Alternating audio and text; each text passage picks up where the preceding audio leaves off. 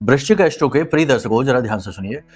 आज के इस कार्यक्रम में हम आपको बताते हैं ज्योतिष के ऐसे 3 कठोर नियम जिन्हें कभी तोड़ना नहीं चाहिए। जो भी व्यक्ति इन नियमों को तोड़ता है वह दुख पाता है और अपना शत्रु खुद बन बैठता है। उसे मिटाने के लिए बाहर से किसी शत्रु के आने की आवश्यकता नहीं है, वह खुद ही अपना शत्रु बन जाता है। जी हाँ, कौन से हैं वो नियम, ध्यान से सुनिए। सबसे पहला नियम यह है कि आपकी जन्म पत्री में जो भी शुभ ग्रह हैं, जो भी अच्छे ग्रह हैं, अच्छी स्थितियों में बैठे हैं, उन ग्रहों से जुड़ी हुई चीजों का दान कभी नहीं करना है।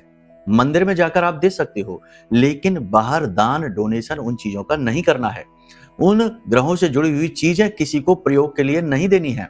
ये सबसे बड़ा नियम है। और इसी का उल्टा नियम भी है कि जो ग्रह खराब स्थिति में है आपकी कुंडली में, उन ग्रहों से जुड़ी हुई चीजों को आप दान करेंगे तो अच्छा होगा।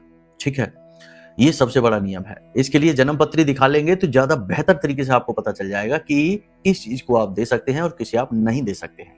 ठीक है, ये गाइडलाइन है। दूसरा ज्योतिष का नियम यह है कि अपनी वाणी को कभी भी असंतुलित मत होने दो। यानी अपमानजनक भाषा का प्रयोग ना करो, अपशब्दों का, गाली गलौज का प्रयोग ना करो। आज के समय में तो ये फैशन बन चुका है।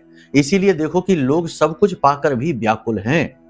लाखों करोड़ों की दौलत होने के बावजूद भी लोग दुखी हैं, परेशान हैं, कुंडलियां लेकर आ रहे हैं कि बताओ क्या है दुख का कारण, परेशानियां हैं।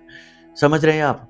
तो अपना बुध खराब मत करो। अगर आपकी वाणी असंतुलित हुई तो आपके कई ग्रह एक बार में ही खराब हो जाते हैं। पहला आपका बुध खराब हुआ, शुक्र खराब हुआ, गुरु खराब हुआ। तो कहने का मतलब यह है कि अपनी वाणी पर पूर्ण नियंत्रण रखो। ऐसी वाणी बोलिए मन का आपा खोए, और इनको शीतल करे आपहु शीतल होए। वाणी को शीतल रखिए बनाकर। ठीक है।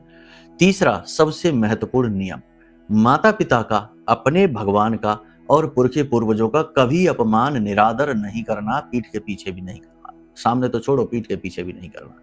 इससे दोष उत्पन्न हो जाते हैं और ये दोष फिर मिटाए नहीं मिटते, काटे नहीं कटते और बहुत दुख देते हैं। कौन से दोष बनते हैं? पितृ दोष बन जाता है। पितरों का ही अपमान कर रहे हैं तो पितृ दोष तो बनेगा ही।